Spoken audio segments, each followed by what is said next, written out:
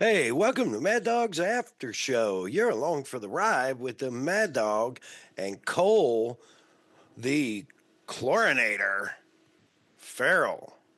I'm Woodruff. He's pink grapefruit. This is the after show. I decided to fly through the air and live in the sunlight and enjoy life as much as I could, and that's just what I'm doing.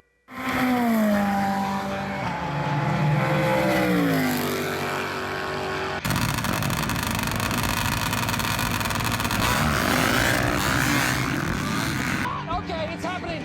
Everybody stay calm. What's the procedure, everyone? What's the procedure? Man, such an incredible way to start the show, always with those ever inspiring words from the incredible Mr. Evil Knievel, flying through the air, living in the sunlight, and enjoying life. I'm doing a little bit of that right now while we're recording, sipping on a little bit of Construction Video Pros Resolution Blend coffee in my new Assault Industries mug. Wow. I mean, the mug alone has got to make the flavor really pop.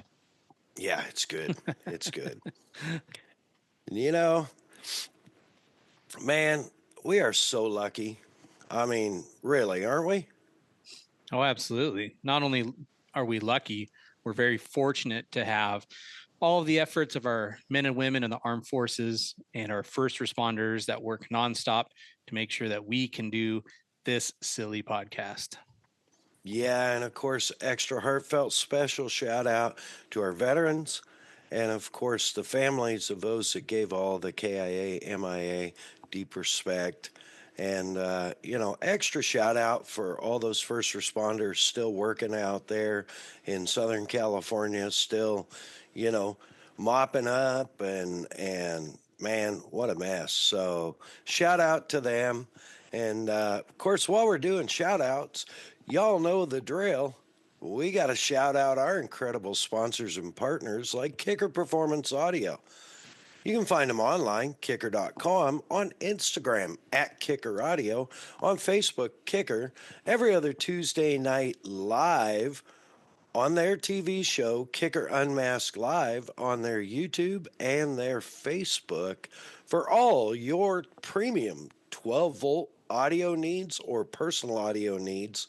Look them up, kicker.com. Of course, Bomber Eyewear, Bomber Safety Eyewear, Bomber Floating Eyewear, Bomber Amazing Eyewear.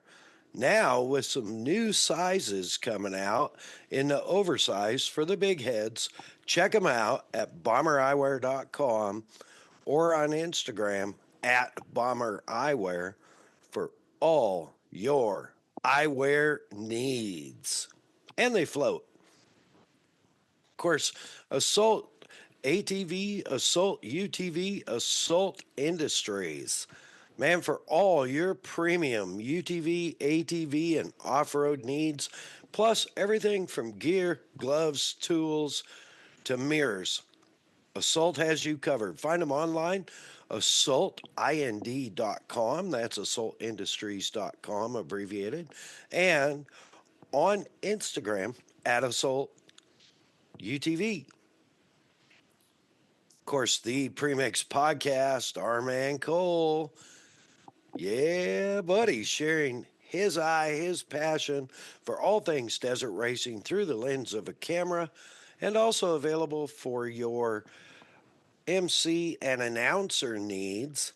Get that beautiful voice on your stage at your wedding or at your bar mitzvah, whatever. Man, you just slide over into his DMs on Instagram at the Premix Podcast. That's the @ symbol, ThePremixPodcast. Woof. The Premix Podcast, all one word. Hit him up. Of course, Shutter and Whirl, formerly Kelsey Morrell Film and Media, for all your video and photography needs, from stills to video, from pre-production planning through production to post-production, anything you need from a TV commercial to pictures of your pets, hit her up on Instagram at Shutter and Whirl. And oh man, where would we be? Where would our social media be without our great templates, logos, and website, MAddOG'SGarage.com, without Hey Geeks Marketing? Man, she can handle anything from your social media account needs maintenance, creating accounts, to building you a website, maintaining a website, whatever you need. Yell, Hey Geeks! Or just find her online, heygeeks.com, or on Instagram at heygeeksmarketing. Well, here we are with the most returning guest we've ever had, Mitch Guthrie Jr. What's up, buddy? How's it going, guys? Good to be the number one returner. Yeah. The Well, record. dude, you always got something on the hot plate, so it's like we tried to get this before Dakar, but man, you're so busy, dude. Yeah, it's been especially this time of year for me. Every year, like the beginning of the year / end of the year, is always crazy because we have Dakar, King of the Hammers, and whatever's going on before that with Christmas time and everything. So yeah, it's a crazy time of year. It's still crazy right now, but it starts slowing down a little bit, maybe kind of soon. Well, I'm man, we have so much to talk about because you were on uh right before Dakar 24 was the last time you were on. Um and it's funny because I think at that time you had just finished like a World Rally Raid Argentina or something maybe. And you and Seth both ran. Seth ran in the Toyota, tested in the Toyota, and you were out playing. There was some videos of you out playing in a Ford. Um, and then Dakar happened last year, and you did very well, and I know it didn't finish the way you wanted it to, but man, you they knew you were there every race, right? There was no question about it. And so you came out of Dakar, and I don't understand all the points, but it's really funny because you came out with the World Rally Raid. Uh, what's it called now? Challenger Yeah. class, Challenger points lead, and then we recorded. We had done our Dakar duties when we're uh, last year, last January into February, and then the um, first World Rally Raid came up, and all of a sudden the points leader in Challenger wasn't there, and that raised a red flag to Cole and I, and we talked about it on one of the podcasts, and I was like, you know, I wonder if he's got some kind of Ford deal going because he was, social media, he was driving a Ford. So um, it was pretty cool when it was announced at the Raptor rally, right? The first Yeah. annual Raptor rally. And where was that? Moab? Yeah, out in Utah. It's called like Yeah. Lehigh. Oh, okay. Yeah. And all of a sudden, Ford is like, oh, by the way, we're taking a Raptor, we're building a Raptor, we're going to Dakar, and Mitch Jr. is going to drive it. And so that was kind of cool. So how did all that come together for one? And then I want to get into the testing and the Dakar stuff, but how did all that first part come together? Yeah, it was it's crazy. It's crazy when you talk about it how quick everything happened and Yeah. feels like so long ago, but it wasn't. So yeah, it was yeah, the last race, I don't even remember what year it was, 2023. Yeah. The last race of the season was Morocco. So we were out there, I think it was 2023. I don't even know. But we were out there, yeah, that's the race you're talking about. It was actually really fun because it was me and Seth first and second in the championship battling Yep. each other. So Seth ended up winning the championship. I think we had a problem out in Morocco or something. I can't even remember, but Seth won. I think we got second, and then after that, the same day actually of the last day of the race, they did kind of like a juniors thing where I drove the Ford, Seth drove the Toyota. They had some other people driving other cars, so it was really cool. And I literally was like 5 or 10 minutes. I just did a couple little laps, but it was just really cool to like be a part of it and drive the Ford. And um, I know at that point I kind of knew a little something. Like the reason Ford was there racing that Ranger was because they were going to be coming for like a big Dakar push and like a new car. So I kind of knew something was Nice. going on. So for me, I'm like, okay, well, this is great that I'm the one that's driving the Ford because that would be my. Uh, so that was kind of like where I was able to thankfully kind of get my foot in the door and even just meet the guys and some people on the team. And when you're out there, you don't really know anyone and until you get introduced and start a relationship with people. So yeah, we did that. That same year is Dakar Rally, or the next year in January, not too long Yep. after, a few months, was Dakar.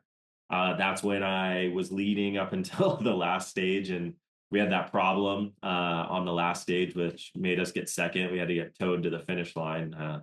Thankful to get a finish anyway and get second, but that was a huge heartbreak just to have a couple problems on the last stage like that randomly. Well, So and yeah, it was finished. just on that. It was really rare, like failure, wasn't it? Yeah, the first thing that happened was we were literally on a straight line, just going down a wash, just full throttle, and a hose clamp broke on a turbo tube, on like a boost tube, literally broke. We found it on the skid plate, so that broke, and we were able to fix it. But we had like a 20-minute lead, and it took like all of our 20 minutes just because the car was really hard to get up. It was way up in there. So we had to go like over the exhaust and everything and have to get a hose clamp like started and around that tube. So took us forever. Like we burned our hands. Like it was Oh, terrible. So we ended up fixing it and then we kept going and then we had the input shaft on the transmission on the gearbox just backed off the motor. So it's like we just went into neutral. So we were wow. pushing hard and I don't even know if we went through a split, but we were like literally it was going to come down to seconds probably for the win because we used all of our time up fixing it. So we were fighting through dust and hitting everything, and it was pretty scary because at the time when we were still running, I'm like, well, what if I get a flat? What if I'm pushing too hard and we get a flat, and then I lose because we got a flat? So it was like a crazy, 20 minutes of driving, and then the input shaft backed off. We hooked up a tow rope to it, and I stood on top of the car and held it up, and thankfully one of the guys stopped Zilly that races in a Can-Am actually. So shout out to him. But yeah, he towed us all the way through the finish, which was a wild ride. But thankfully, from third place, we had enough of a lead, so we were able to still get second and yeah, finish. I think that was actually my first ever finish at Dakar. Every other year, we've just been plagued with problems, so it was really nice to, even though I was behind a tow rope, Right. finished it. Yeah, that I know that was you could tell. I remember, even though it was like a year ago, I remember the interviews and stuff, and you could tell you were just gutted, and it was so close.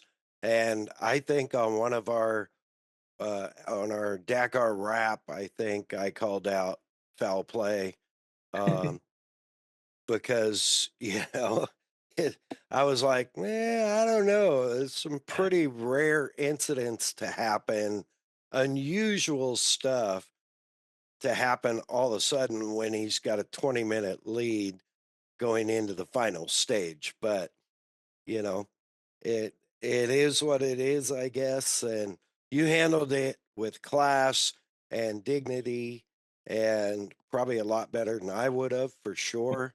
Um, but but yeah, man. So then all of a sudden, so at that point, you had the World Rally Raid Championship points lead. Um, and then all of a sudden you weren't in the first race of the year. So was that the transition point, or were you stepping away from the MCE 5, I think it was, right? Mhm.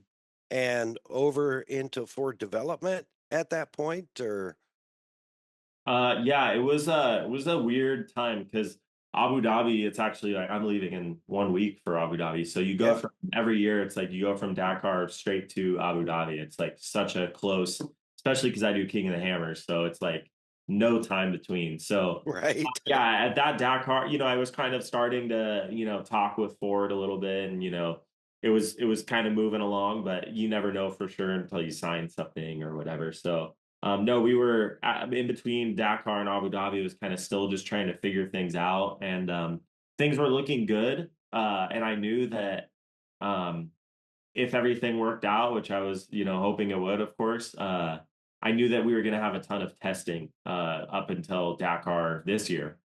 So in my head, I didn't really want to commit to um, going too crazy and doing the whole championship and then having, many weeks of testing on top of that.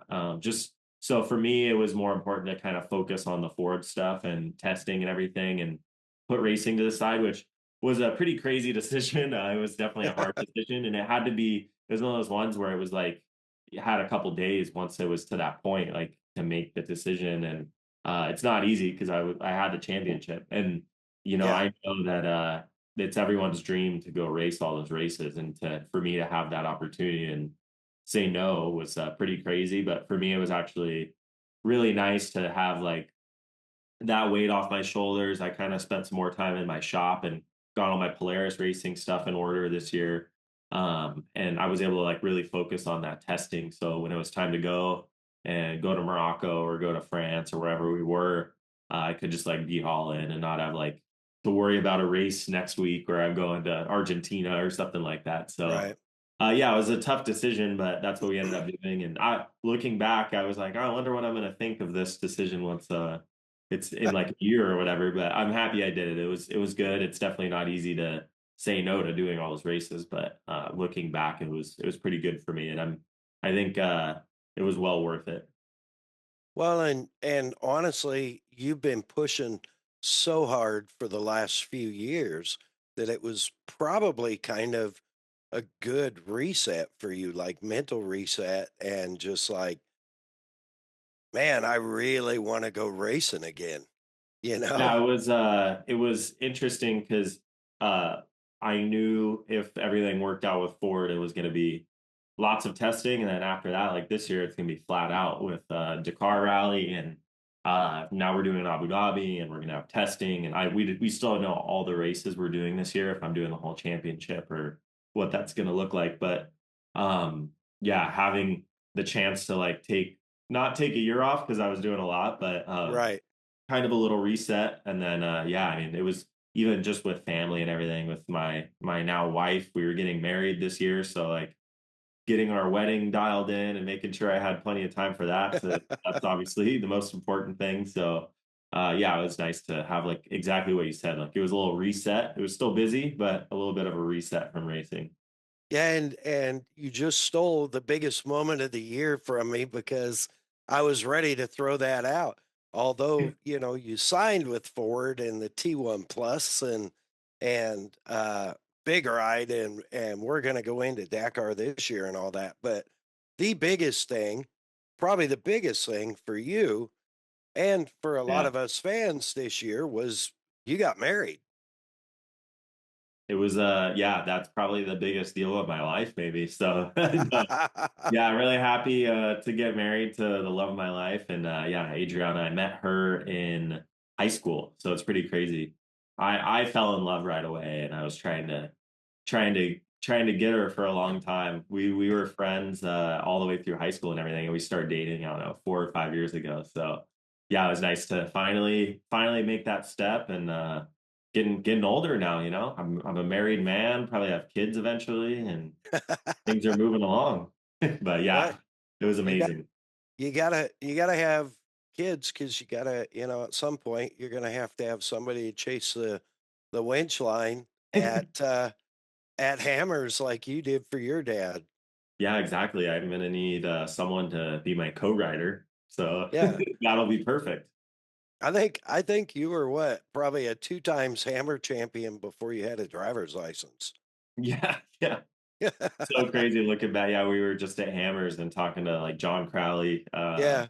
stuff, and back in the day when we like were, it's kind of the same as how it was this year. It was like super long days, 8-hour races, and there was the one year where us and John, uh, we beat him by like 16 seconds after Yep. like 8 hours of racing or something crazy. And I was in there with my dad co-riding, so it was some good times for sure. Only 3 of you finished that day. Yeah, yeah. Yeah, and all 3 of you, I think, were Muzzy scars. So There we it's go. imprinted in my mind. I don't know if you were yet, or if that was the beginning. I think you just become, because I have pictures somewhere of that first year at Hammers, that you were a Muzzy scar, and you and your dad, and I know you weren't old enough to have a driver's license yet, for sure. So Yeah, I don't think so. yeah, the yellow car and those green Muzzy logos, I was just like, wow, that looks great. I'm so happy. And then podium, so um, but yeah, anyways, jumping back to this past year, 2024. So you put this whole Ford thing, or Ford put this whole thing together with you. It chose you, which super intelligent decision on their part, obviously. But um, Thank you.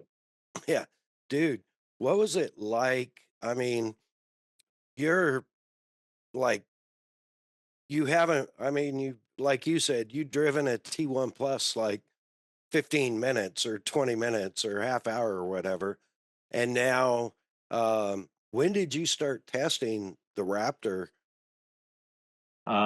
First test we did in France, and that was back in, man, I don't even remember. Back in I think April. So February, March, April. So yeah, just a couple months after like Abu Dhabi and stuff. So yeah, it was good to, once we finally got everything written in writing and everything and finalized, then it was off to testing, and that's when it all kind of began. I think it was April, yeah. Yeah, so you had a lot busier year than it looked like. Um, and I just assume those gaps in your social media during those time frames were you were testing. I just figured he's You're probably out good. testing somewhere. So because I Yeah.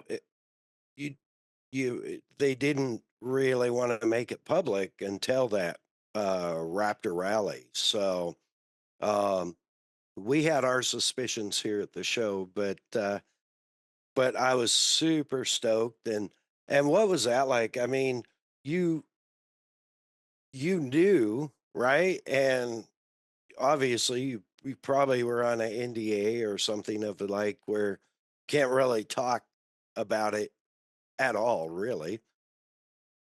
Yeah, it was hard for sure, because like I've done a lot of contracts and things in my life, and that was like the coolest one for sure. And I had to keep that secret from April till whenever the Raptor rally was, September, I think. So Yeah.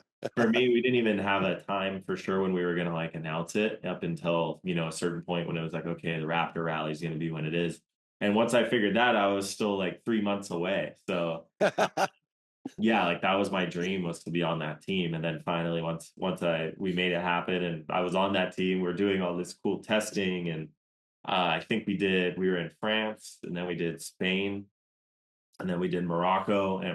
So we did 4 big test sessions. And I wasn't able to talk about them at all. So I'd just be gone and gone for a week or two. And only my family really knew. Not even the guys at the shop. So I just really had to keep Wow. it quiet. And I don't know where Curtis and them thought I even was. I don't even remember what my excuse was, but we kept it really quiet. And no, it was not easy, but it was really cool. It was cool to be able to go do all that testing. And yeah, the team's amazing. So to be a part of it and do all that, and then finally announce it at the Raptor Rally was great. Yeah, and now you're the Ford Raptor T1 Plus uh through by msport, right? Yeah, pretty much. Really, what it is Ford and M Sport work together to develop the car and everything. msport obviously handles like most of the logistics, and they build the cars and kind of do all the behind the scenes. And Ford works really closely with them though, and we have Ford engineers at all the testing, at all the races. So um, it's pretty cool. It's different from a lot of the teams that you see where they might just have like a team kind of handle everything, and other manufacturers might just put the money in or whatever and let them handle it. But Ford's a really big part of it, and it's super cool. Even all the way up to the CEO is super interested in what we're doing and wants to win Dakar. So it's cool to have like the team at M Sport and their rally background, and then all the team from Ford over here in the United States doing a lot of the other things too. So it's the best of both worlds. It's a crazy team of like how high level it is. I always tell everyone like the best way I explain it is it's like the F1 of off road. Like it really is. Oh yeah.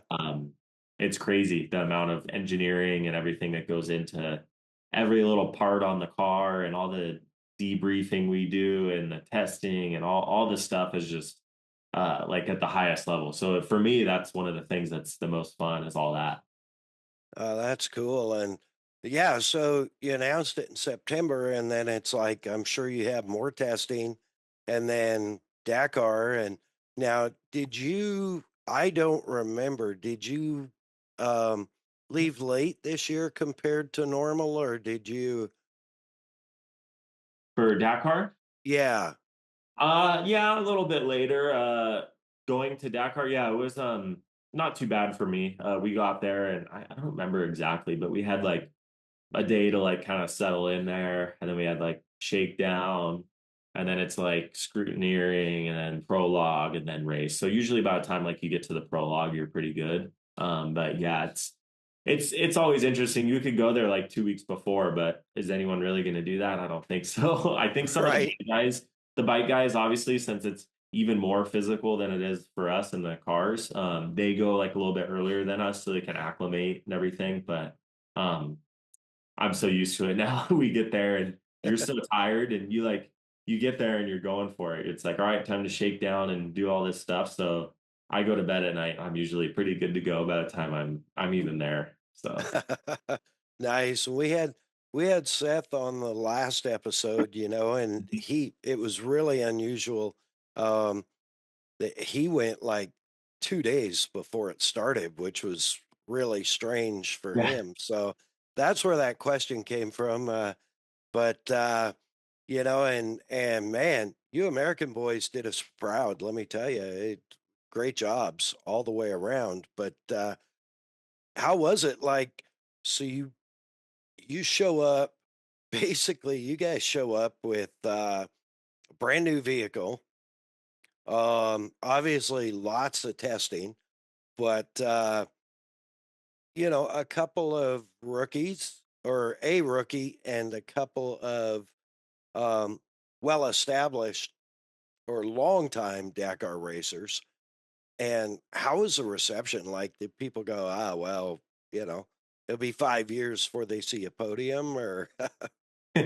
No, I think especially having like Carlos on the team and Nanny and Matthias, I mean, all three other drivers obviously are kind of legends. So um, that brought like a lot of like status to the team, I think, and especially just it being Ford. I mean, it's like a really, really good crew and everything. So that was great. Something's printing back there. Uh, but no, it was really cool. And I mean, definitely once Ford came in, it was like a pretty big deal. So that was cool to be a part of it. For me personally, I think most of the people were like, who is this kid? And, everyone kind of knows me a little bit since I've done the racing, but still when you're around all these legends, they're not expecting a ton from you. So um, on the team side, though, I had a ton of support from, the team and everything. And really they just, for sure wanted me to be there in the end and be getting a solid finish. And I don't even think anyone, even myself, I didn't really know what to expect. I want to go in and win still. Like I have Right. confidence going into it, but you don't know. So yeah, it was a good reception from everyone. And then yeah, just got going on stage one and kind of from there learned throughout the rally, really. Yeah. How was I mean, the prologue was really short, right? It was pretty much a hardcore sprint. Um, was there anything during that you're like, oh, I can use this during the race, or this is something I learned? Or was it just get in, hit the gas, shift the gears, and try and keep it together for how long was the prologue? Because it was pretty short, if I I think it was remember. 18 kilometers this year, Yeah, which isn't you know, it's actually a little longer than usual. Sometimes really. it could even be like 9 kilometers, which is like 5 miles or something. So it was usually it's basically qualifying. So yeah, no, it was for me it was good. I just like I wanted to get the jitters out of the way. Not even really jitters. I was just like excited to get racing and like I didn't get to do Morocco with the team, so I had done so much testing, but as soon as you start racing, everything's different. So I felt my pace was good in all the testing and everything, but once you're racing, everything changes. So no, prologue was good, and I just tried to keep it clean, kind of like the whole race was for me. I just didn't Yeah. want to make any mistakes, and yeah, I think even in the prologue, after you look at the times, and I think I was like I don't even know, like 15th or 18th, something like that. I'm like, okay. And I'm looking at videos and I'm like, all right, I could have done this different, this different. I think everyone pulled in with, there was some crazy bushes out there and I was like weaving through them. And I think most of the guys just, I learned after the prologue, just absolutely destroy their cars and drive through everything. So, uh, I wanted to make it easier on my mechanics and yeah, not destroy the car. And then I think the other thing that I learned on top of that was just what the tires can take. And I'm so used to a small tire, so like these guys are just smashing through rocks, and the cars take it. So that was another Yeah. thing that was big for me. I'm like, okay, I can push a lot harder than I think I can. So it was only 18 kilometers, but I felt like I learned a lot once I look at the times, and you even look at some of the video about how the other guys are driving. Like, okay, I could have done all this stuff different. Oh, that's well, and that's really smart. Like reviewing that stuff, it's like, okay, how how do I how do I win, basically, right? I mean, that was your plan right from the get-go. That may not have been the team's plan, but that was your plan, and that should be your plan, I think, if you're a racer when you're going into a race. You play to win the game, right?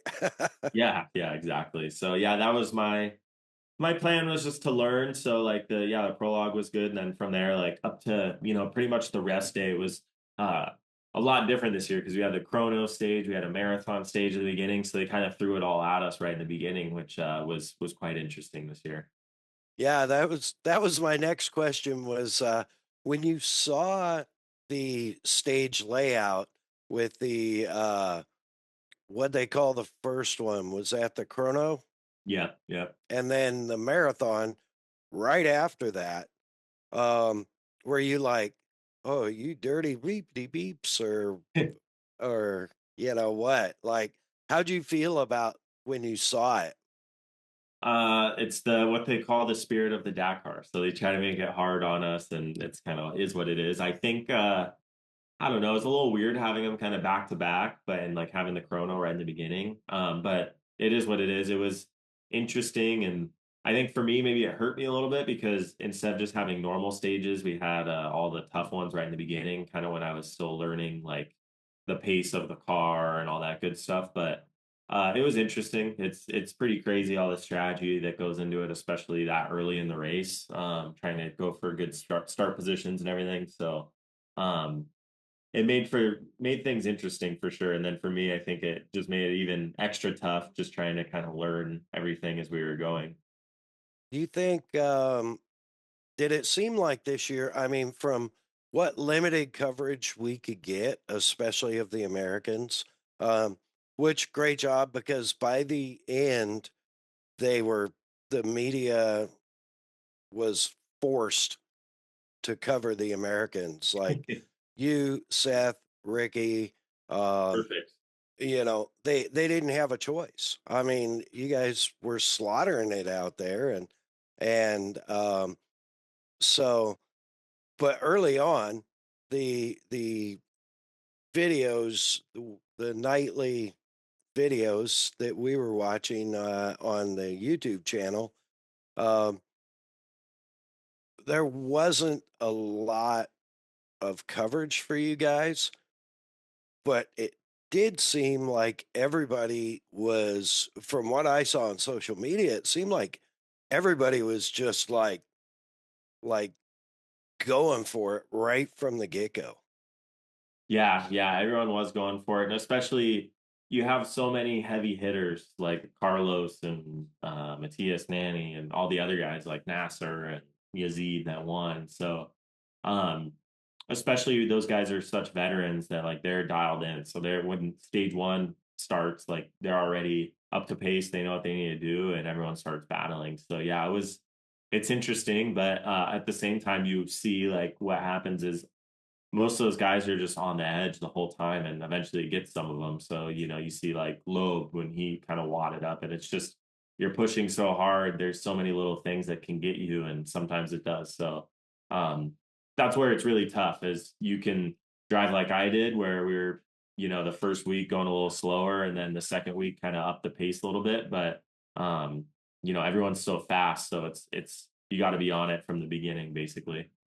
Yeah, and it was obvious, some of the guys, I mean, some of the legends that were forced to retire from wadding, yard sailing cars, uh, like Carlos, right? And Loeb, right? Yeah. And there was one other like of the legend, I can't remember, but the what was it? The mini. Yeah. Shishrit. He had a big Yeah. one. Yeah, and it's like just unbelievable, like these guys. I mean, it shows how close to the edge you guys are really running, right? To be competitive. I mean, Yeah, I think some people might not understand like the level of driving out there, and it's been great for me to like learn. It's like when those guys and like when we all turn it on, like it's pretty crazy the pace that everyone drives, and also just what the cars can do and what they can take. It's pretty wild. So um that's it's the race, and every year is so different. Like some years, like the previous year when Carlos won, I think he won by like an hour and a half. This year it came down to like a couple minutes. So yeah, you never know what's going to happen, and that's where like this year I kind of just decided like, okay, I'm gonna go a good pace, and we kept going faster and faster. Of course, not like we were going slow, but just tried to keep it steady as much as we could, and um, you kind of just sit there and hope. Eventually, when I was, towards the end, when you're 45 minutes down, you're not going to gain that in a stage. So you're kind of just hoping that some people might have issues and you can kind of get up a couple more spots. So it's tough. You want to push hard in the beginning of the rally, but not have issues. And you don't want those leaders to get too far ahead. But it's quite a lot of strategy, and it's kind of like a game because you never know. You could have someone leading like crazy that's doing really good, and then they wad up their car, and suddenly you're back up in the podium. So you never know what's going to happen. You just kind of have to do your best out there and learn from every year. Like I've still been learning every year, and this was a good one for me too. And you kind of look back on previous years and try to yeah. remember what happened, and like, okay, maybe it'll end up coming around. But yeah, it's a crazy race, and every year is different, so you never know what to expect. Yeah, that's man, that is true. And I you brought a question to mind. Um, when you're out there and you guys are battling it out, and quite often you guys are like fenders together close at speed and stuff like that. If if you're if you run up on a competitor that's maybe ahead of you in the overall, do you push them harder to try, like, do you drive harder to try and push them harder to see if they'll make a mistake? I mean, is that all part of strategy, or do you just go, I'm just going to ride here and not tear the car up? Or, It's so tough because it depends on the next stage a lot of the time. So sometimes you want to be behind your competitor in a stage because it's a tough one. So you want to like be chasing them down. So you kind of look like you're always looking multiple stages ahead because you want to go like, okay, ideally I want to be here and here in these stages.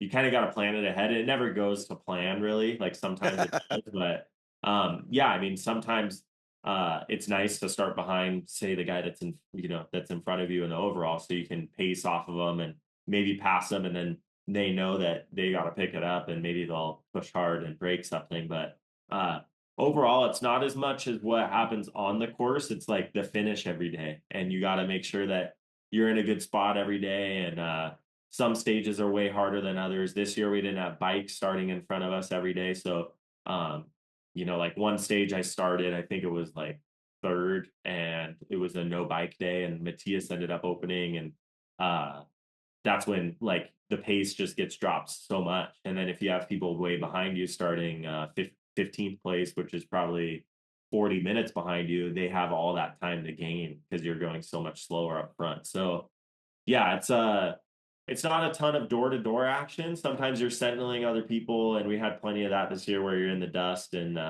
playing that game, which is a whole nother story of the sentinel and penalties and things like that. But yeah, there's a lot goes into it. But I'd say the biggest thing this year was all the strategy with no bikes and chrono stage, marathon stage, like dune days, lots of stuff.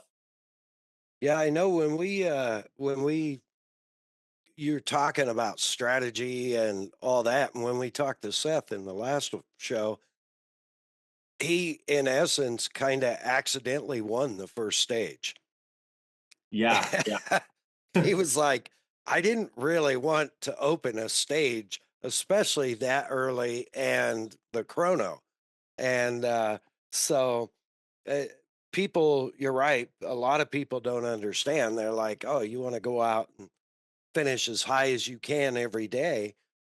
But if you win a stage and the bikes aren't starting, like your first one on course, and you have your waypoints, virtual waypoints, or whatever they call them, plus all your other points, right? That is up to you to find before anybody else.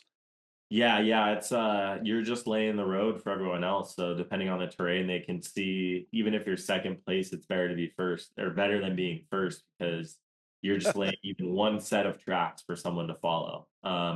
You can't always see the tracks, like it's not always that easy, but most of the time if you have at least one person in front, you can see something. So yeah, like Seth's deal there, that was a tough one. And you never know what like our kind of plan was. Like on that day you have like the guys that know they're fast, and like that was stage one. Stage Yeah. one was when the strategy already started. So you had guys like Nasser and stuff like that if they had a clean stage, a lot of people stopped for up to maybe even 10 minutes. They just Wow. stopped before the finish line and literally sit there and then cross the finish line.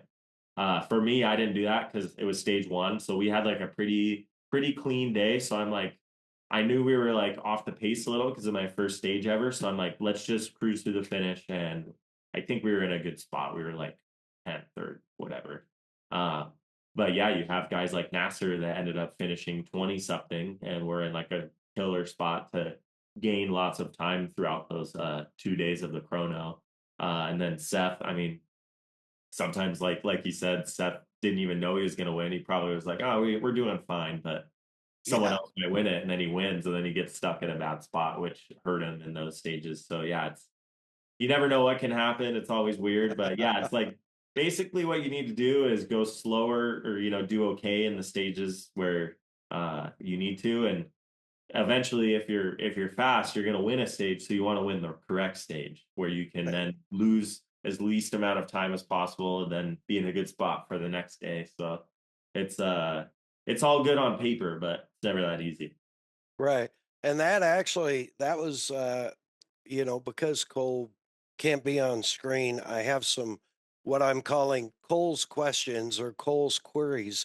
And that was one of his is what's the strategy difference with the T1 class now that you're dealing with like speed limits and speed limiters?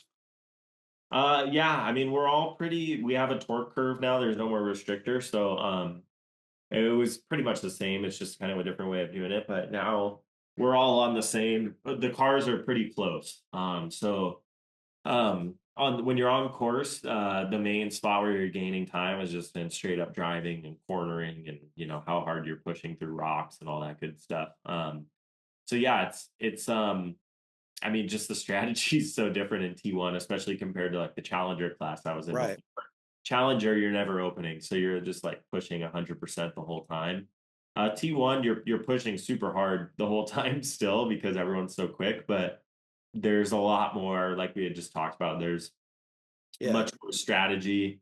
It's kind of nice. I will say it's not a strategy thing, but it's nice being in the T1 with a windshield, the liaison center. You have your Bose headphones that you put on. It's comfortable in the car. We don't have the fuel stops where typically we'd stop for 20 or 30 minutes. Maybe there would even be two of them in the Challenger class in a stage. Now we stop for 5 minutes, and it's basically just like a little transit from the fuel start to the fuel stop. So that's nice. So basically, we end up getting back to the bivouac sooner, which is great. And Yeah.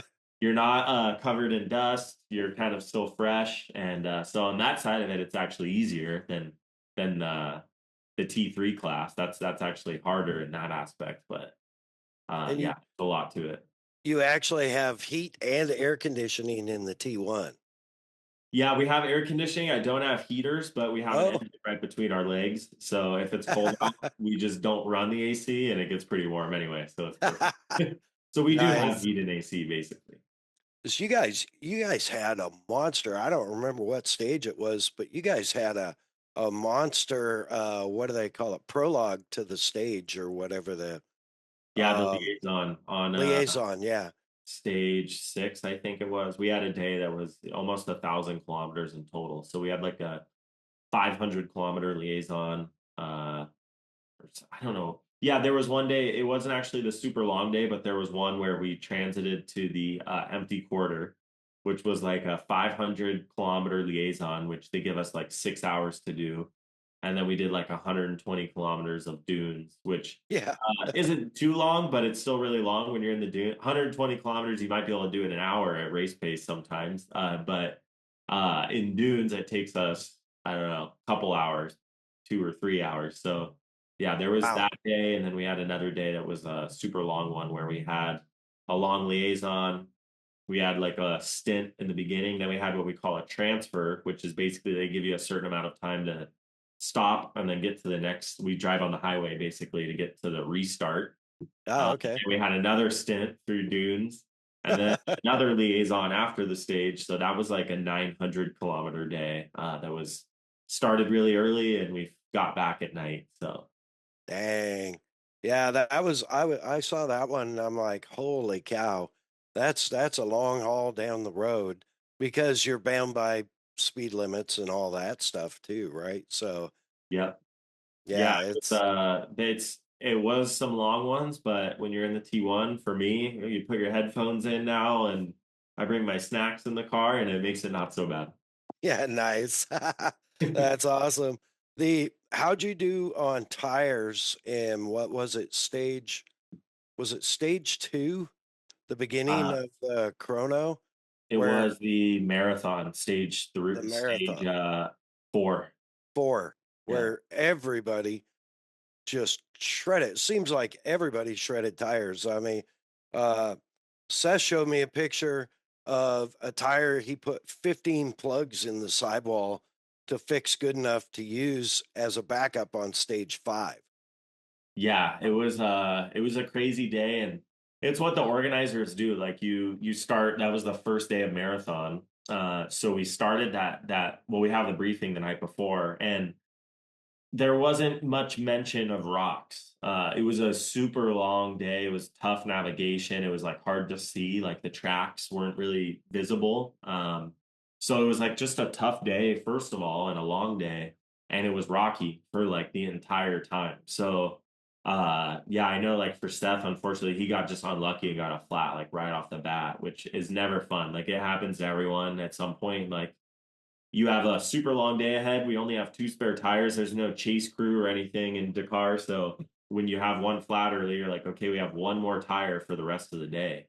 Yeah. So it's not fun. And he did his best to get through it. But yeah, we sometimes it's the luck of the draw. You try to be careful and try not to make any mistakes. That day we got one flat.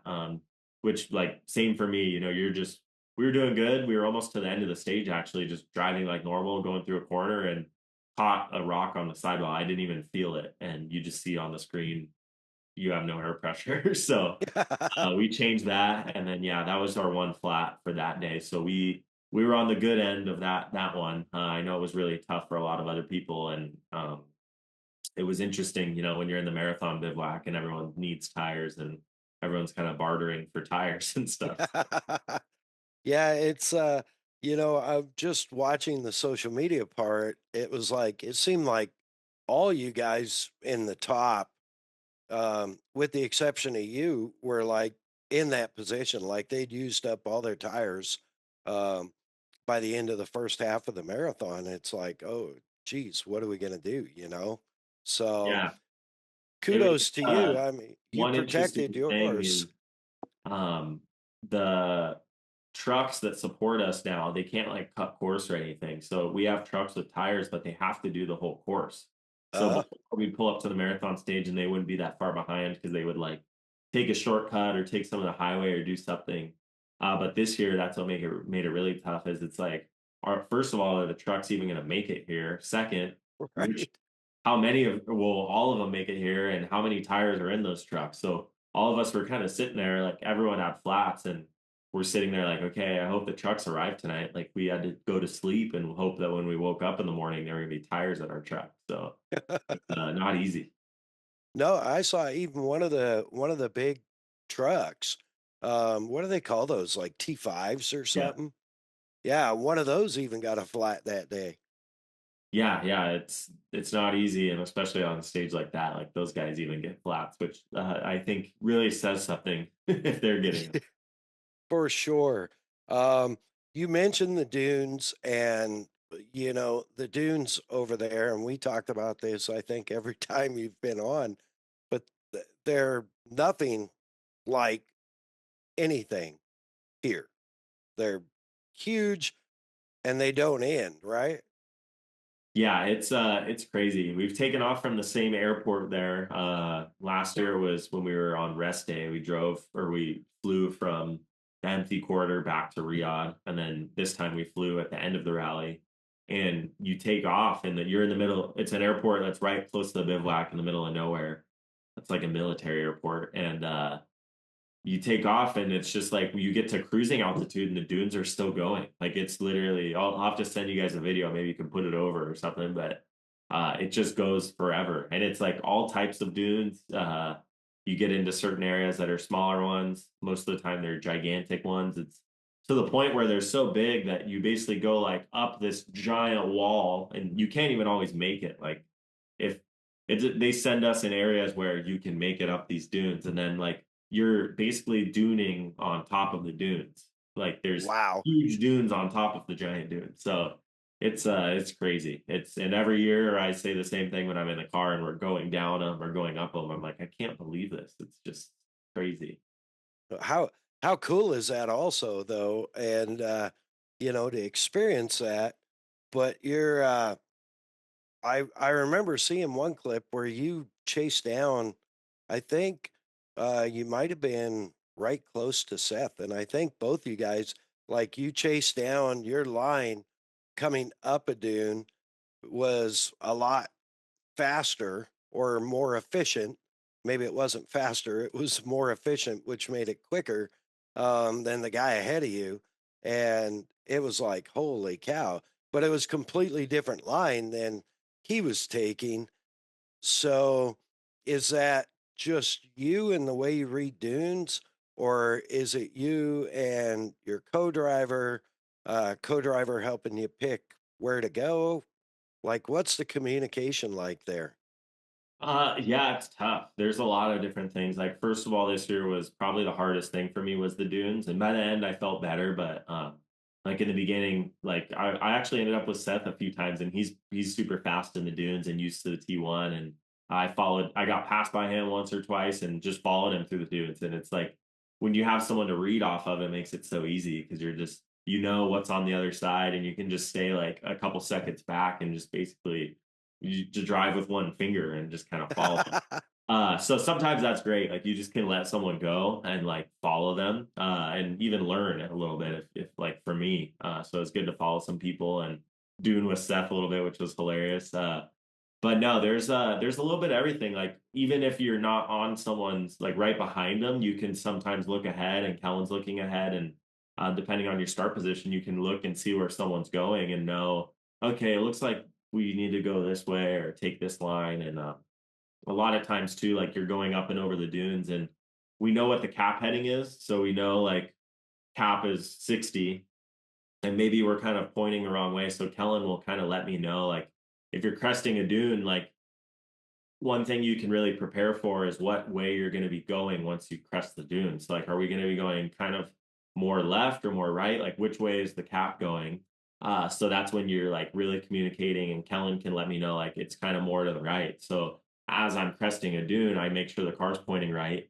And a lot of times you'll see like you crest the dune and you'll come over, and then like they'll see where the cap's going, like because you're a little out of whack because you're coming over Right. dunes. Then you'll see the tracks go like this, then they'll go right or left and kind of continue the way they need to go. So a lot of times you gain a little second here or there because you'll come over the dune the right way, and you'll kind of just cut like, gain half a second.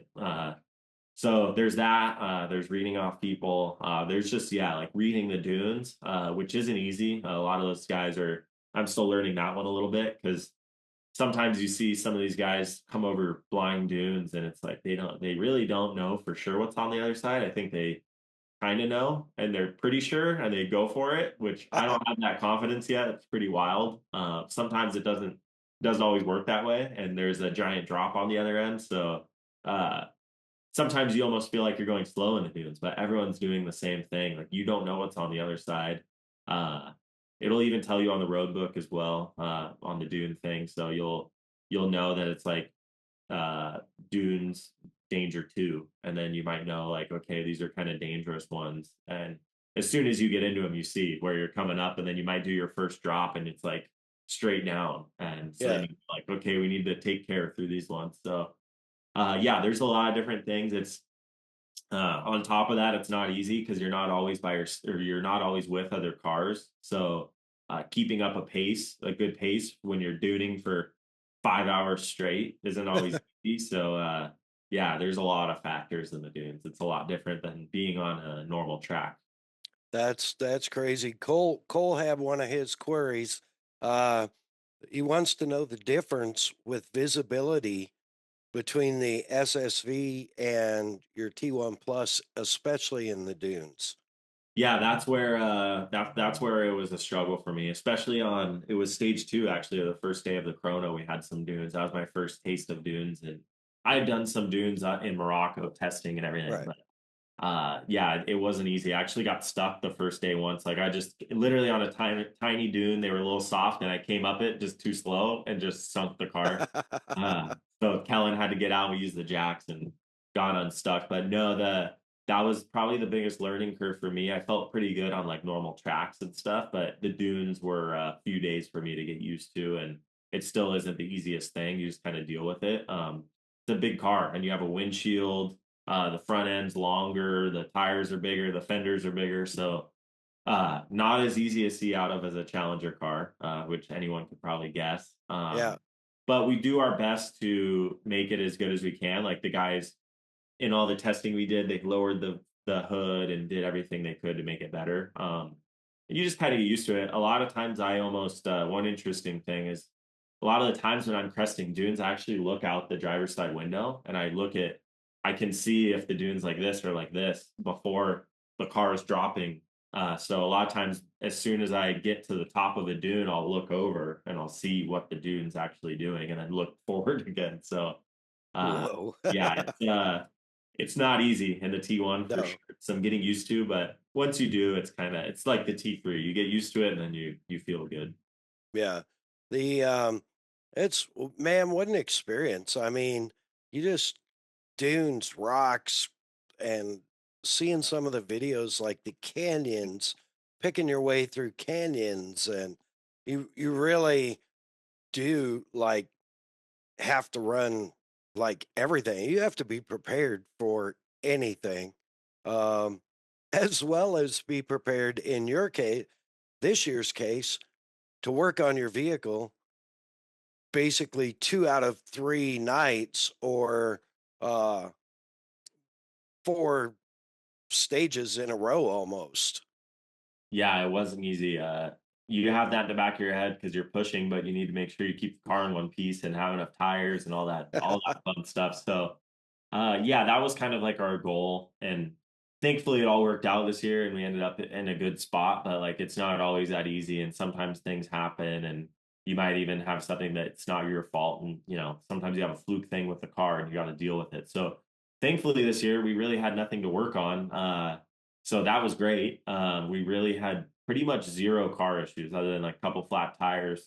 So that was great. And it made it nice for us on marathon stages and the chrono stage when we had to work on the car. It was basically just checking things. So, yeah, that's one of the cool things. And it's also fun for me and Kellen because we actually know how to work on stuff. So, um, some of the European guys might not know how as much, about the cars and actually mechanically.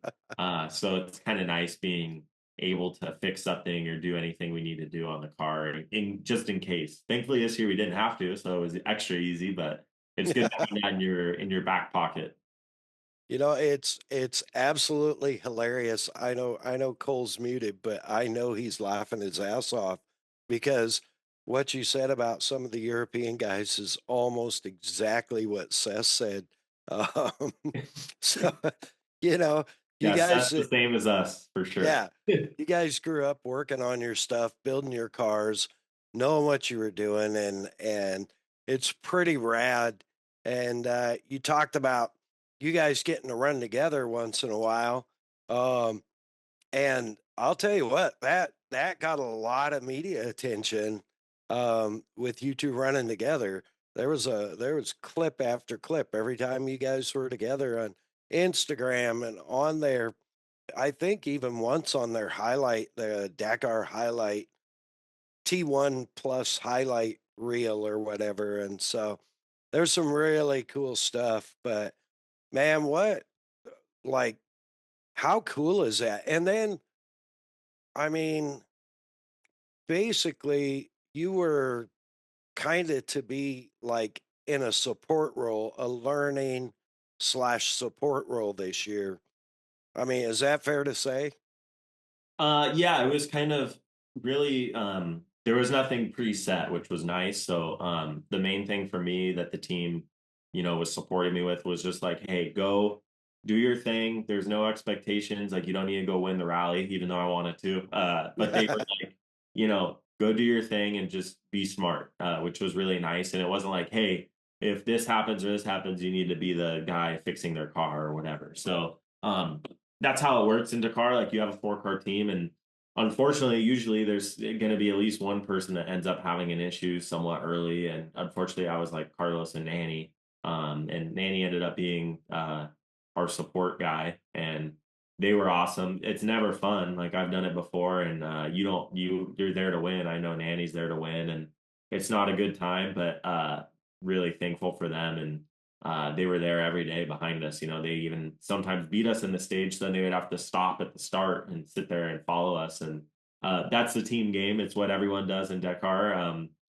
That's why you have so many cars on the team, just in case someone has an issue, then they can be there to support and get you to the finish line. And yeah, it's crazy. But yeah, overall for me, it was like, just make sure we kept a good pace and didn't become the sport guy. Obviously, no one wants to. And Right? when we came up on Carlos on stage 2, it was like, of course, we're gonna roll him over. Like, I'm not gonna pass Carlos when he has a tow rope. So that was like a no-brainer, roll him over. So that was just, that's what you do. And the race is so long. It took us like I think it was 8 minutes or something. So that was totally worth it. And like in the I think it was the chrono stage, we gave Nanny a tire because he had a double flat. So um, you're all working together. Even if you're not the support guy, we're all supporting each other.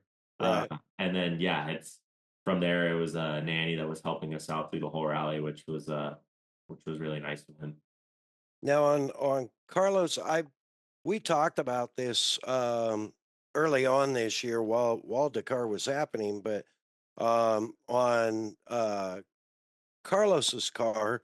Apparently, they wouldn't let him continue because the cage, an area of the cage, was bent. What did I read? Like 2 millimeters or something. Yeah, basically, I mean, at the end of the day, if there's anything wrong with your chassis, they won't let you continue. So like if even if it's the smallest, stupidest thing, it's like the car is gonna be fine. Like we're used to King of the Hammers or something where you go rolling down a hill and keep going. Right. Which he was, got to give it to Carlos. I'm sure everyone saw the videos of him, with no windscreen, with like goggles on, his car rolled over, and he kept going, and he even did good. Like he was on the gas. Yeah. Yeah, he ended up doing like basically almost a 1.5 stages like that. But once you get back to the bivouac, then they inspected the chassis, found a little bit of something bent or whatever it was, and it's like there's no wiggle room there. Like if there's anything, you're out. And it was the same thing that you saw with like Loeb, Yeah. where he had an issue and he obviously rolled his car, kept going, and then once he got to the bivouac, you're out. Same thing with Laya Signs, who had an issue on stage one. She's out. So it's good and bad. I think like Carlos's car, he probably could have been fine and just kept going. Like it's really small. I don't really know what happened with all the other cars, but at the end of the day, it's safety, and they're not gonna change the rules for anyone and try to compromise safety basically. And although Yeah. we wish we wanted on the team for Carlos to be able to keep going, but it's just once the way that FIA works, the rules are the rules, and there's no changing them. Well, it's not. Yeah, it's not likely. Especially, I mean, Carlos may have a chance with the ASO, but an American's not for sure. Yeah. So I'm not trying to start that war again. I already started it, but don't listen to that episode. But I called out the ASO and the FIM and the media because by by mid race, by your mid race break, the coverage for all the Americans was garbage, and I was just pissed. I'm like, these guys aren't going anywhere. Like they're they're here to stay. And They'll get there. Don't worry. We'll make sure that they have to talk about us. well, by the end of this race, they had to. So that was really cool. Um, man, I just had something while you were talking. I was like, there was something I wanted to hit on. Oh, so why? I mean, obviously, with everything you guys have there and the abilities that your engineers and mechanics have, um, why, if say there's a slight bend in a cage, why wouldn't they let them repair it? Is it just the way the rule is? Is it they're feared for safety? I mean, Yeah, they had a plan to like they could have fixed it if they would have allowed it, but it's just I don't know the actual rule, but okay, it's just it's a big fat no. yeah, So it's just like as much as you try to, I'm sure everyone, same as all the other teams that had issues, you try to work with them and show them they show them all the data, all the things of why it would be fine, but it still is a no. So it's just yeah. it's pretty simple. Understood. Understood. So, and man, you just kept trucking like you were super consistent, super smooth. And then we get to what was it? The mass start the last day. And by then, I feel like you kind of turned into a little bit of a media darling. Like they were highlighting you and talking about you being a rookie, um, and performing so well, which I thought was, true, not unexpected from me. For me, I was like, he can he can drive anything. Just put him in it and strap him in and tell him where to go. He'll be fine. Um, but did you feel? I don't know how to say it. Did you feel like more and more love as you went later in the race? Yeah, I'd say so. I think most people were maybe thinking, I don't even know, maybe I could get in the top 10 or whatever. So being up there and having like the next guy in front of me was Nasser and Matthias and then Hank and Yazid. So being up there with those guys, I think for a lot of people was a surprise. And like, I don't know what people expected out of me, but hopefully we surprised some people. And I think by the end, it was like, oh, wait, he's still here. We were kind of just in the beginning. I don't even remember where we were, but back in, we might have been outside of 10th place, probably 15th or something. And it was just like every day we would just uh, gain a little bit. And eventually we kind of got to 5th. I think it was right after the rest day and kind of settled in there. And just, I think at that point, maybe people were doubting us because it's like, can you hold it together for that long? And we had Matthew Saradori behind us, who's kind of a veteran. So he was trying to chase us down, but we kind of just kept a good gap and did kind of what we needed to do, especially on the second to last day. It was a big dune day and we put some good time on him. So we had a cushion into the final day. Final day, we started next to Saradori, who was in 6th, and literally just stayed right behind him. And we finished like a minute behind him and we had like a 11-minute gap. So I think people were maybe surprised that we were able to just kind of keep our cool the whole time and not let anything get to us and make any mistakes and get to the finish in a good spot. We never really went backwards. We only kind of went forwards most of the time. Well, and I talked to people who were surprised that a brand new, if you will, brand new program, like brand new vehicle, um, finished at all. Yeah, it's as anyone knows, like you're even me, you do all the testing, and we were actually surprised, like going back to testing, like usually you're having a million problems and we're there testing to break the car and figure things out, and we really didn't have that many problems. So it's almost like we're all kind of worried, like, shouldn't we be having more issues? But it just goes to show what all the engineering and everything behind it, like they built a good car from the beginning. Obviously we had little things to fix, but nothing gigantic.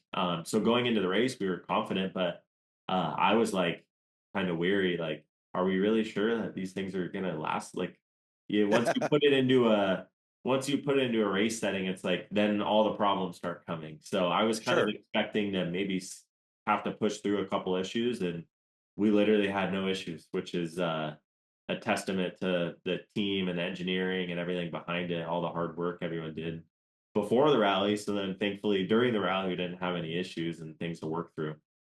Yeah, and the team, those of you that finished, performed well. That finished in the overall. Yeah. Same with Matthias. He didn't really have too many issues either.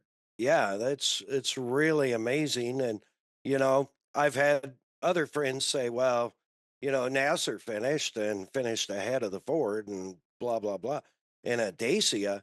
And I'm like, or Dacia, however you say it. And I'm like, yeah, but one, it's Nasser, and two, that he has so much experience that I'm guessing on that new program when they were testing, he knew what to tell them to fix before he even had to test. You know what I mean? Yeah. I also, by the way, is Matthias got 3rd. So the way we Yeah. looked at it too was actually we had the 2 Toyotas in front, and then it was Matthias and then Nasser and us. So for all the new manufacturers, we were actually the first finisher. Yeah. You have Toyota that have been there for a long time, but you had this year the new Mini, Dacia, and probably forgetting one or two, but it was cool to be kind of like the first ones for the new manufacturers. Well, yeah. And that's it. I mean, we haven't even got to that part, but you finished 5th, like in a brand new car, brand new program. Literally your first Dakar in a T1 Plus. And you finished 5th overall. Like, dude, that's a foot stomp.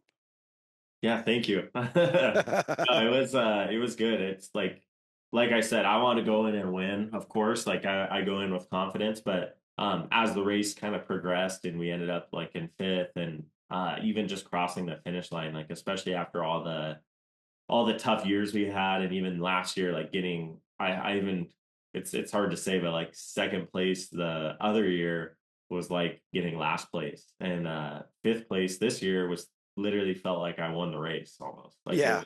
was, I think maybe a podium would have been even better, of course, or winning, but fifth place was like, I think not the team didn't really expect or know where we were going to finish, and just all the people outside didn't really know what was going to happen. So I think we surprised everyone, and made the team happy, and it was just obviously made myself happy. So overall, it was just super good. And yeah, I mean, the way I was describing it to like my family and everyone was like, I feel like we just actually won the rally, but we got Oh, fifth. yeah.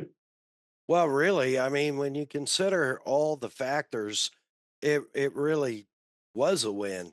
Um, and as we wrap up the Dakar thing, though, because I want to get into a couple other things, but as we wrap up the Dakar thing, um, the mass start and dude, full shot. I thought it was awesome because you're the as the media said in the broadcast, the Americans with the whole shot. And so Seth got the whole shot in his group or his starting group, and you got the whole shot in your starting group.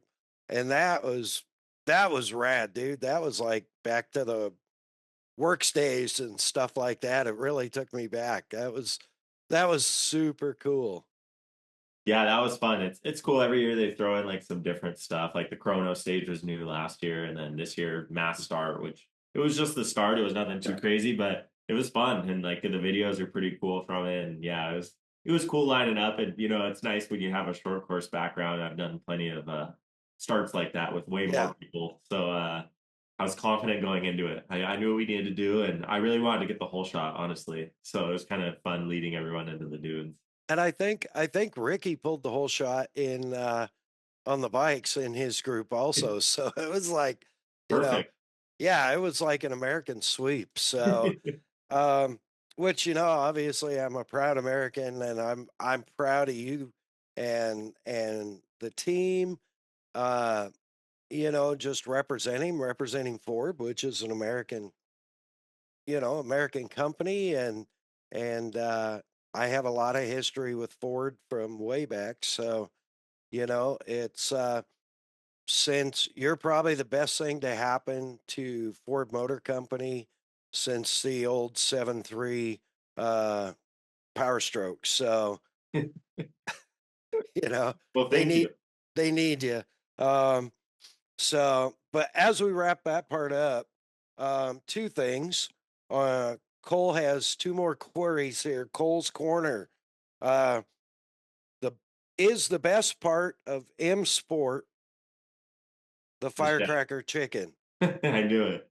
That is up there. That's up there. Pav, as you saw, takes good care of us. I'm actually gonna see him soon in Abu Dhabi, so I'm pretty excited for more firecracker chicken. But no, it's actually pretty crazy because you typically when I've been out there, you're like craving a bunch of food back home, and Right.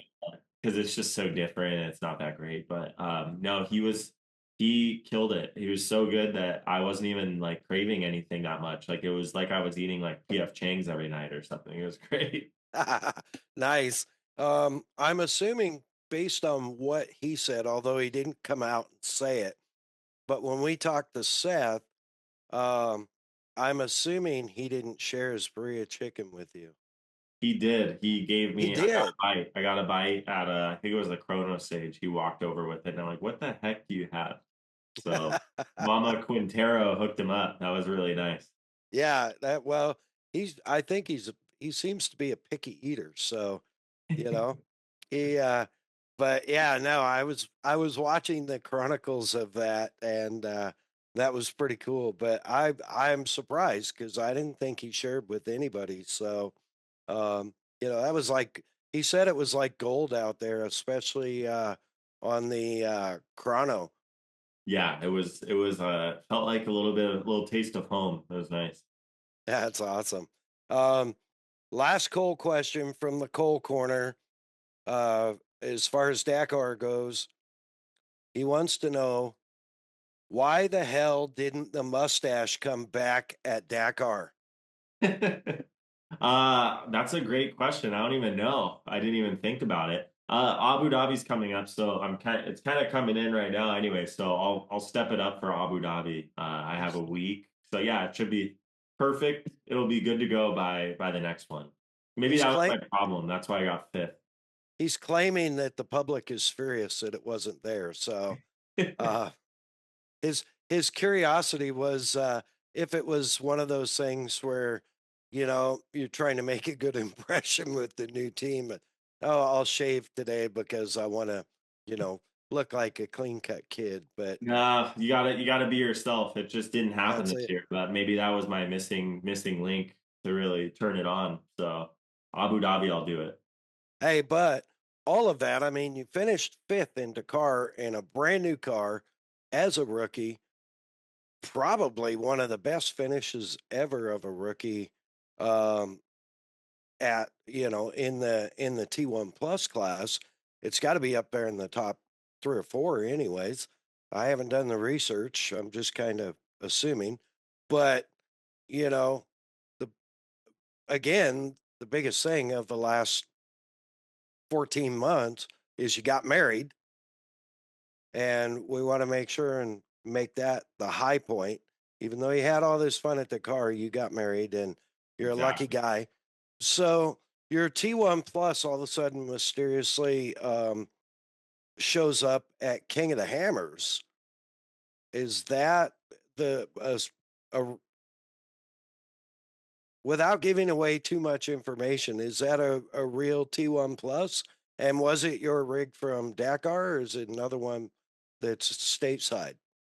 No, so that's our test car. So it's the one I have a Okay. ton of kilometers in that one. It's pretty much the same as our race car. It's super close. So yeah, they brought it out for the season launch of Ford, which was a couple weeks ago, right around King of the Hammers time, and then came straight there. It was on display, and I had the chance to drive it around, give everyone ride-alongs, as you saw. Even my dad, my mom, Mm-hmm. was crazy, and they were having a great time. So um, that was super cool. And yeah, and then it's I think it goes back east again. It's going to be maybe at a NASCAR race or something, possibly, and then it's going to go back home. So I did a little world tour, but no, it was really cool having it here. It's like no one ever gets to see it. No one's ever even seen really the T3s that I raced back in the day, and or the Challengers. And uh, I always tell everyone how crazy the truck is, and to give everyone a ride in it, and then also have everyone just be able to see it in person was pretty sweet. Yeah, I know. I was blessed to see one of your test OT3s, the very first cars that you guys were in as Red Bull Off-Road Junior Team USA in Dakar.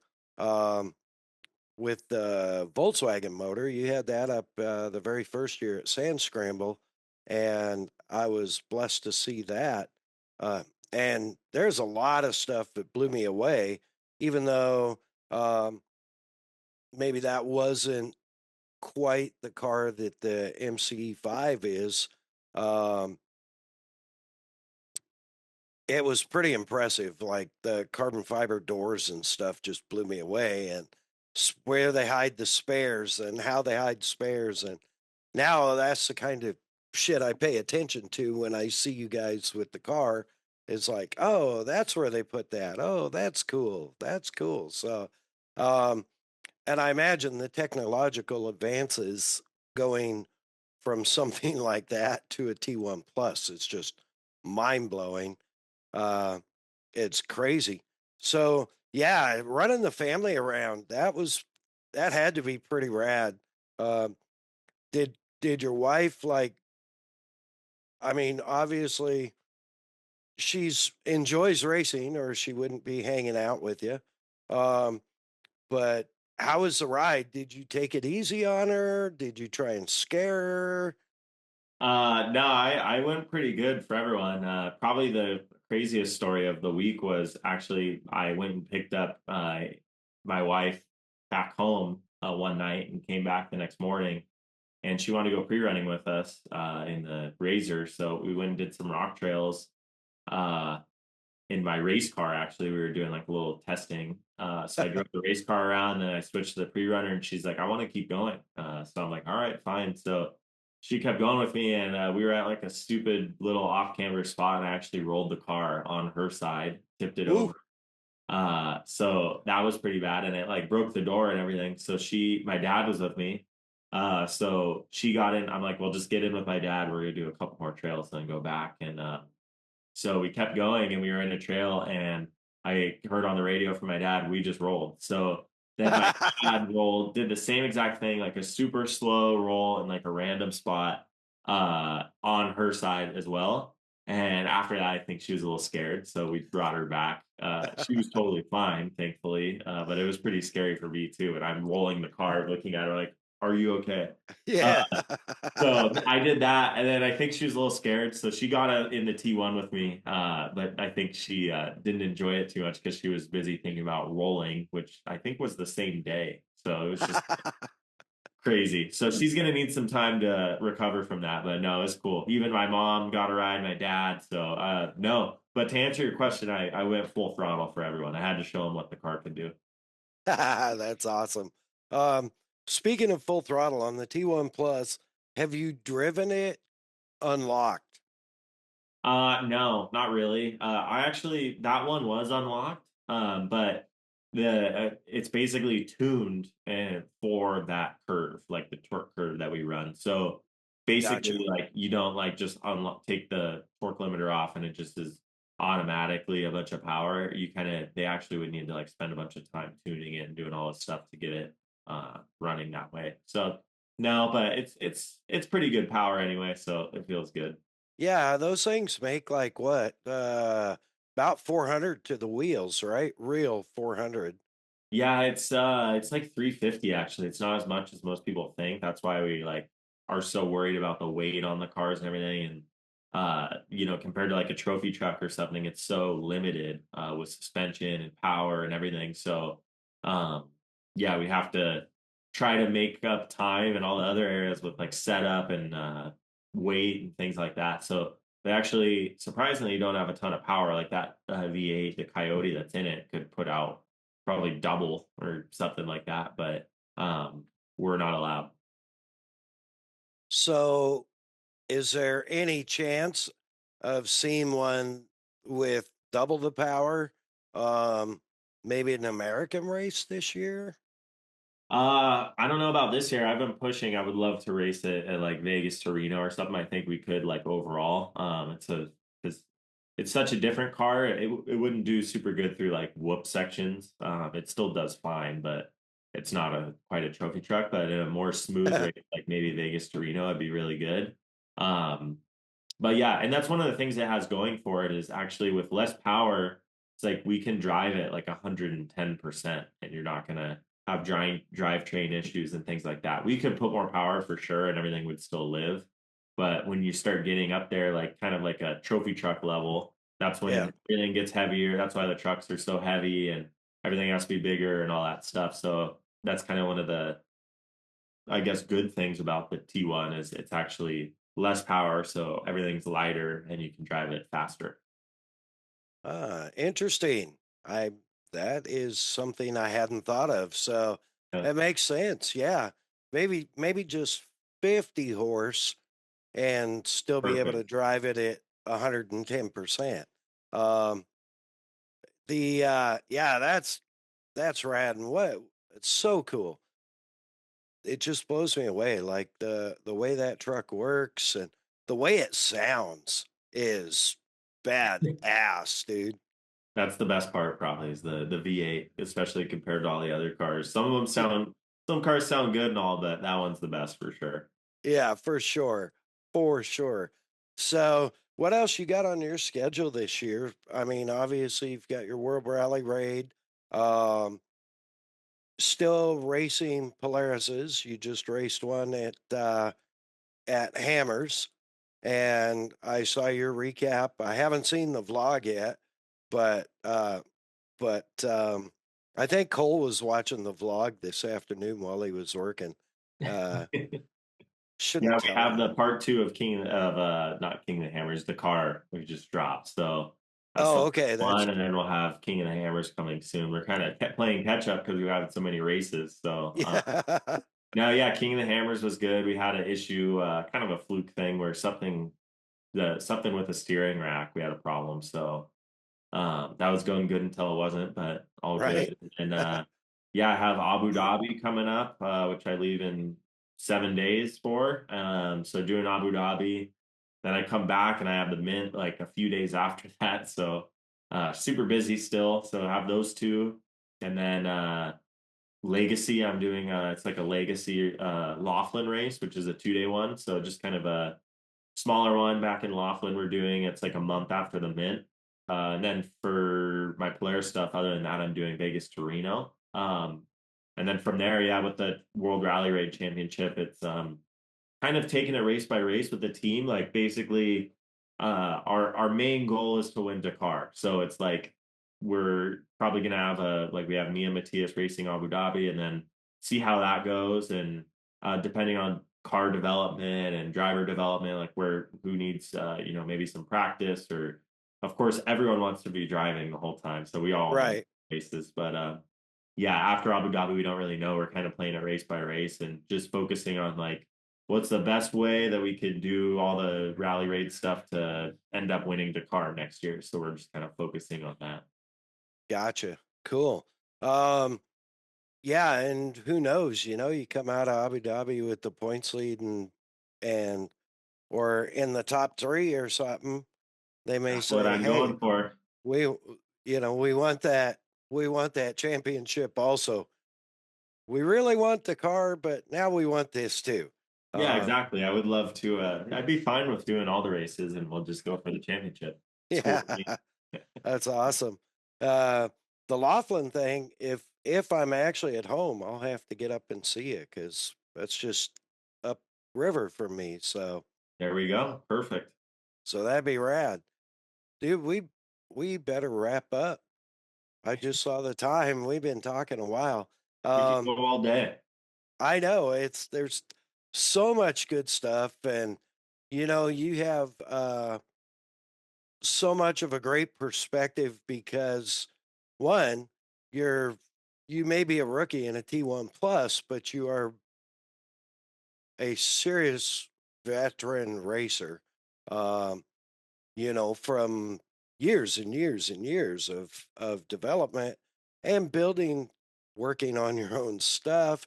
Your perspective is definitely um, interesting. So I could listen to you talk about the truck all day, really, literally, and the races and strategy, and I I love that stuff. But I think we're pushing up on time, so we need to wrap it up. Um, we got your schedule, so anything weird or unusual coming up that you're going to be doing? Nothing weird or unusual. There's always something that ends up coming up, so we'll see what happens this year. But it's kind of nice this year. I got my Polaris stuff scheduled. I actually don't know exactly what I'm doing with Ford for sure, but I know what I could be doing. So hopefully I end up doing them all the races, and we'll see after that. Other than that, no, I mean we'll just be doing the typical stuff, and I'm sure we have some testing on the horizon with Ford, and we'll be continuing to race and test throughout the year, and basically, like I said, all to prepare for Dakar next year, which is crazy, how much goes into that. But Yeah, yeah, there's always something that comes up. We'll keep you updated, but so far, nothing too crazy. awesome. All right, and your social media, they can find you on Instagram at Mitch Guthrie 5, or is it _5? Mitch Guthrie 5, yeah, correct. Yeah. What's your website? Guthrie-racing.com, and then same thing for like my YouTube channel is Guthrie Racing, and yeah, go subscribe and follow and like all that stuff on YouTube. We've been doing vlogs for all the races, and my guy Greg's been out there killing it, doing some good videos. So been trying to push that more. They don't have a ton of views, but they're great videos, so go watch them. They are. They are. I'm Mad Dog approved, man. Thank you. I'm a little bit behind. I've missed the Dakar ones. Um, but I've also we're in arena cross season. So I've been in, I think I've had 5 days off in 3 weeks. So I'm surprised I'm actually at home recording in the home studio. So Perfect. yeah, I think the last one we recorded from a hotel room in Reno. So Fun. yeah. All right. Sponsors, obviously Red Bull. Big shout out to Red Bull. Um, although their new Red Bull Zero jury's still out. I had my first one last weekend. Um, but yeah, hit us. Give us all your sponsors, all your supporters. Yeah, well, yeah, of course, Polaris Razor, Red Bull, Ford Performance, BFG Tires, KMC Wheels, Rigid Industries, Sparco, VP Fuels. My guys at the shop, Curtis and Evan, have been killing it while I'm gone every race. Then arrive home back at King of the Hammers and everything's ready. And same with my dad. He's kind of was overseeing all that, making sure everything gets done while I'm gone. So my whole family, my dad, my mom, taking care of everything while I'm gone. And my wife, of course, for supporting me. And she also comes to a lot of the races. And yeah, I think that's pretty much everyone. But yeah, have a great crew, a lot of great partners now, and that allow me to do what I do. And I'm definitely very blessed. Yeah, and man, I just love your mom and dad. They're the greatest ever. And their responses to the ride in the T1 um, was super cool, especially your mom, because I I don't know that I've ever seen her in the right seat of a side by Yeah. side or anything. So um, that's pretty rad. It had to be super cool. And she didn't hit you, she didn't kill you, she didn't say bad words about you. It was a blast. So, um, and I think all I saw on social media was your wife saying, "Are you trying to kill me?" Yeah. So now we know the story, folks. Yeah. Um, Yeah, exactly.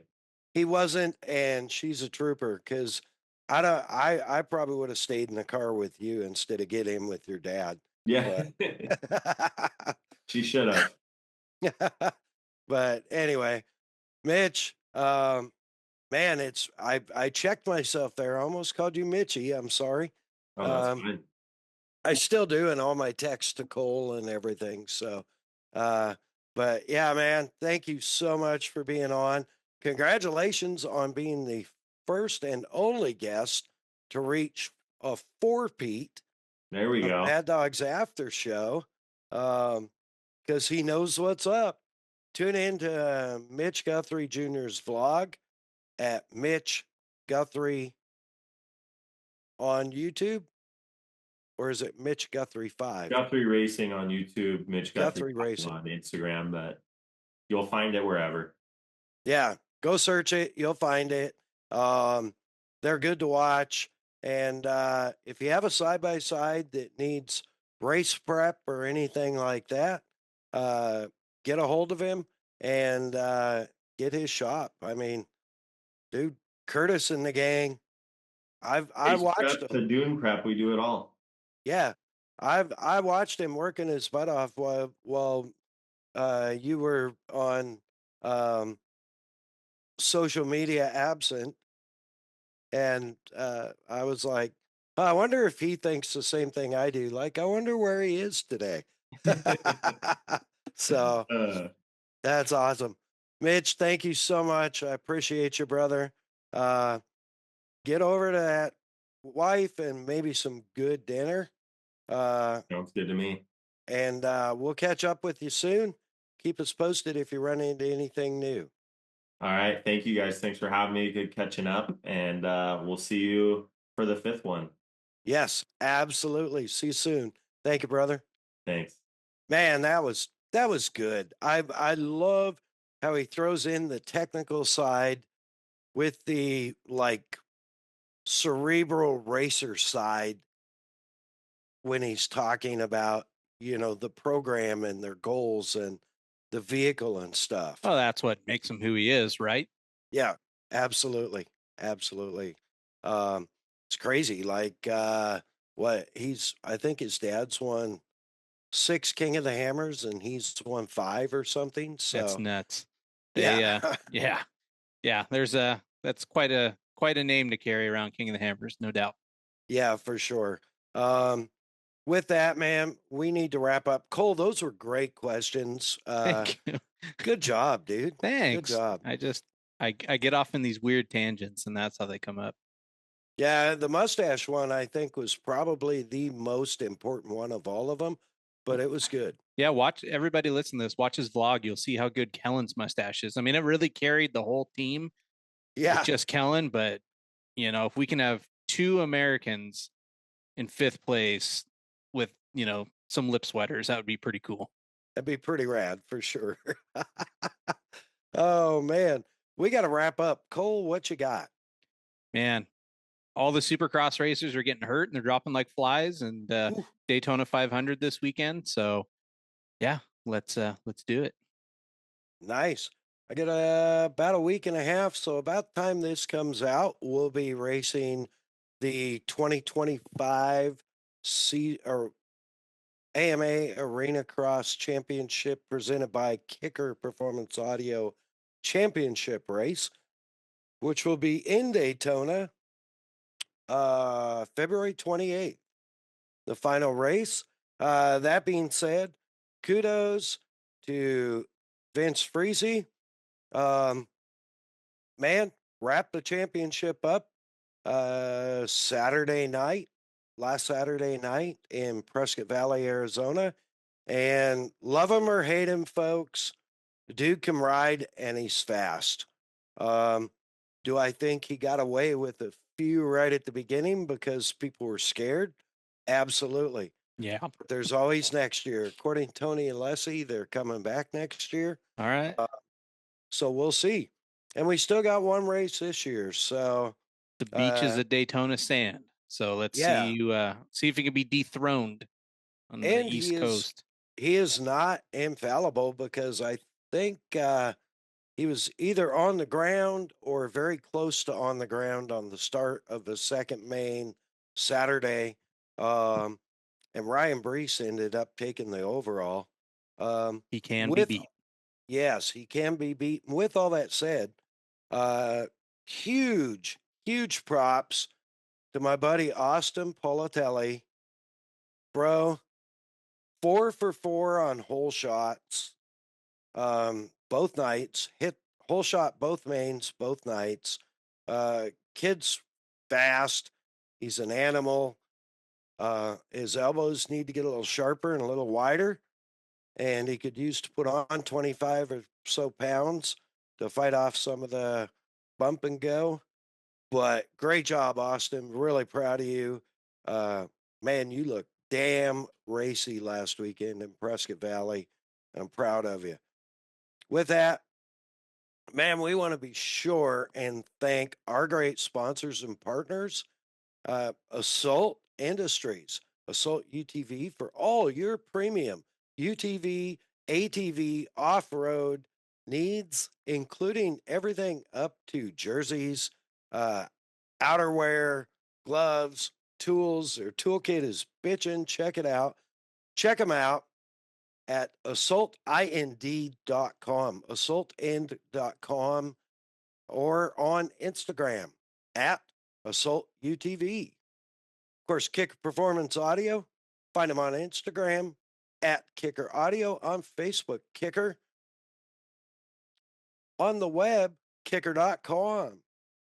For all your premium audio and personal audio needs, Kicker Performance Audio has you covered. Bomber Badass Eyewear, MAddOG approved floating safety eyewear. I'm working on a project right now, and I had chips of UHMW flying like nobody's business this afternoon. Oh boy. Yeah, and I was wearing my boogie bombs with the clear tint safety lens, and man, I had no worries at all. And I know they're doing their job because there was a couple of chunks of melted plastic stuck to one of the lenses. Oh boy. So Dude, over 40 frame styles. I don't even know how many lens combinations. Bomber Eyewear. Find them online, bombereyewear.com, on Instagram at Bomber Eyewear. Remember, when you're in the cart checking out, enter that promo code MADDOG20, MAddOG20. Let them know we sent you and save yourself some money. BomberEyewear.com. Of course, the Premix Podcast. Cole, just sharing all his passion for all things desert racing through the lens of a camera. Also available for your MC and announcer needs. If you are going to a desert race, slide into his DMs on Instagram at the Premix Podcast. Line him out. If he's going to be there, he'll be happy to shoot you. Of course, Shutter and Whirl for all your video production, still photo production, still photo needs, and video needs, from pre-planning, pre-production, through production to post-production. You can find her on Instagram at ShutterAndWhirl. That's right, Shutter like a camera, whirl like a movie camera. All one word, at ShutterAndWhirl. And man, she takes care of all of our videos. So if you watch our YouTube, if you're one of the 38,000 people that have been tuning into our YouTube for over a month and watching Cole and I and all our guests, that's Shutter and Whirl's work.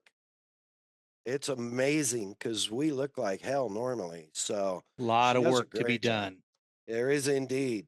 Of course, Hey Geeks Marketing, handling our website over at MAddOG'SGarage.com, our Instagram templates, social media templates, and logo work. If you got a website, you got social media needs, you got logo work, you need design work, hit her up, heygeeks.com, or on Instagram at heygeeksmarketing. With that, Cole, hit him with the speech. Make sure to rate, review, and subscribe on your favorite streaming platform, and even maybe your second favorite streaming platform. Yeah, and download. Download on all the platforms. All Just the for data, fun. all your storage, just load it up. Somehow that'll help us in the algorithm of 2025. Yeah, I'm betting it will. With that, man, I just want to give an extra shout out again to first responders. That, you know, they've been dealing with some pretty horrible stuff lately. Planes falling out of the sky, a lot of weird stuff, Horrible. and big fires down there in SoCal. And, you know, our thoughts and prayers are with y'all, and thank you all for all you do. And, you know, God bless you. God bless the first responders. God bless our veterans. God bless our American service people. God bless you, our fans. God bless America. Mad Dog out.